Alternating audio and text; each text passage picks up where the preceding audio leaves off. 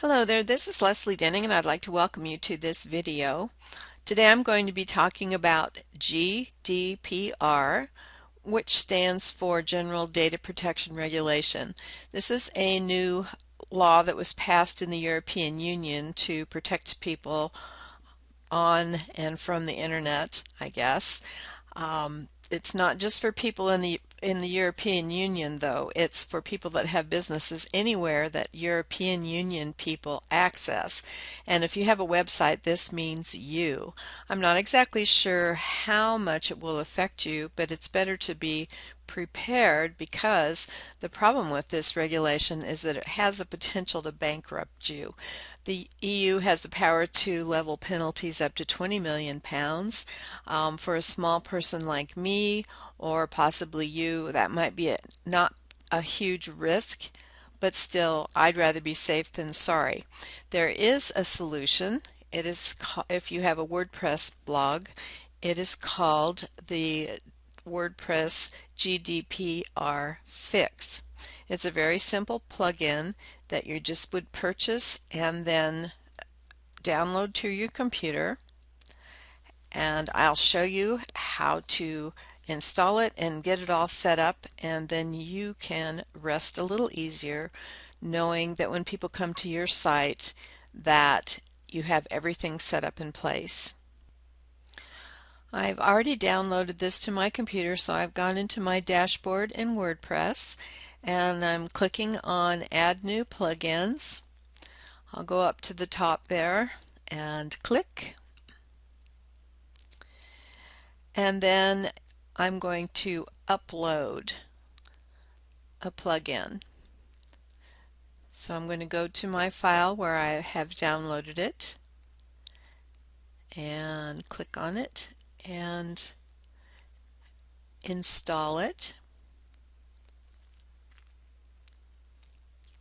And there it is. And you can access in your sidebar. When you click on the top link, it will take you to your dashboard and it will say, are you GDPR compliant? And as you can see, I am not. There's 7 areas where I need to work, and this is what they all are. Now it looks kind of frightening, but it really isn't. We're just going to get started with cookies. Now each one of these have got a default email if they need it. You'll need to set up a thank you for visiting page so that you can fill it in on your cookies, and then you click that and you are set up to go. Next is terms and conditions. You can either access this from your little X or up at the top of the page.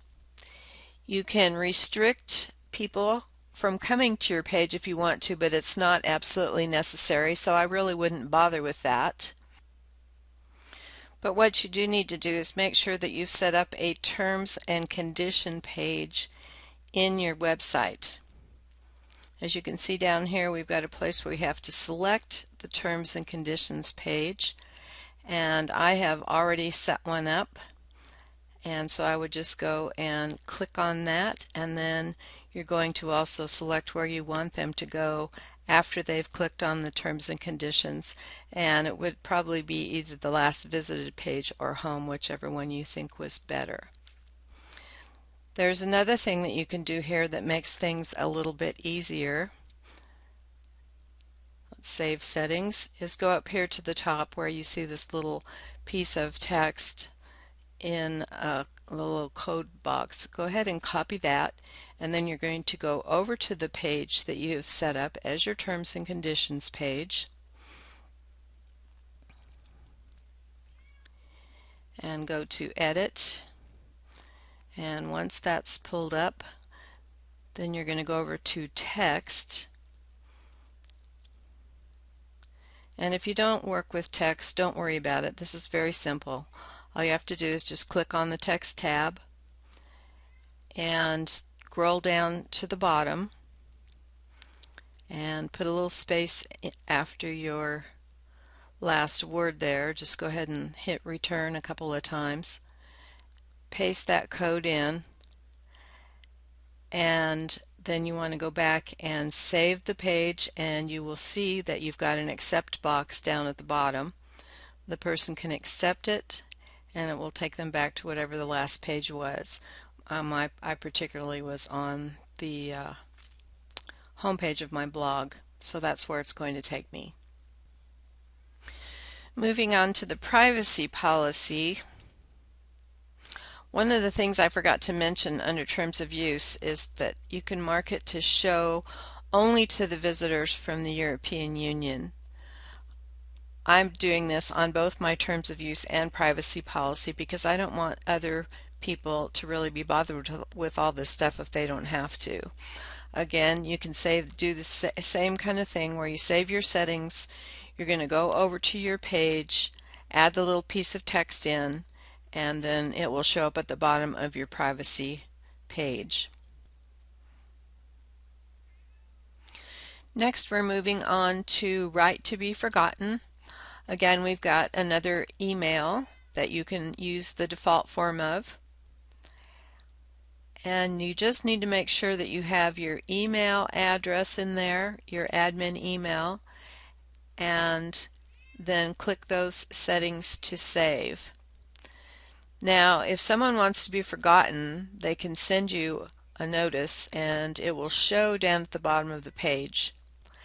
Data access is actually kind of a little form that you set up on your page. So you're going to take this little, sorry, but I just get so tired of all this. You're going to take that little piece of code again, you're going to put it on your page, and you're going to end up with a special page that is your request center. And if someone types in their email because they want to know what kind of data that you've got about them, they will send it to you. You will get an email, and then you can decide what you want to do with it from the little options there on the right. And again, there's a default email that you can just set up, which I've pretty much done because I want to be bothered with this just as little as possible. The data breach information is the same thing, a default email, and it will show up in that little box, and that will make it so that you can easily tell people that their data has been breached. And onward we go to data rectification request settings. Again, just set up your default email, and all of that will be taken care of in that little box that we set up on that one page. And save your settings, and then we get to move on to the final setting, ta-da, which is refuse EU visitors. I guess if you don't want to be bothered with this, you can do that, but I don't want to. I get a lot of people who sign up from the UK and other places, and so I don't want to leave them out. And now you're done. Woohoo! Shows that it's all finished. So you can go get a good night's sleep now because you don't have to worry about the European Union coming to bite you in the rear end. And this is Leslie Denning saying thank you for watching this video, and I'll see you next time. Bye-bye.